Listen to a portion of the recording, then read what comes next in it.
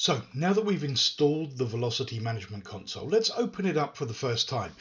And to do that, use a simple web browser, and if you're on the same machine, browse to localhost.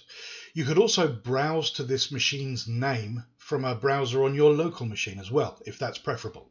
So let's go ahead and open up our browser, fire up a new tab, and we're just going to browse to localhost. And there we have our login prompt for the management console. So as I mentioned before, the username is always VMC admin and it's all in uppercase, and the password, whatever you set it to. So let's go ahead and log ourselves in.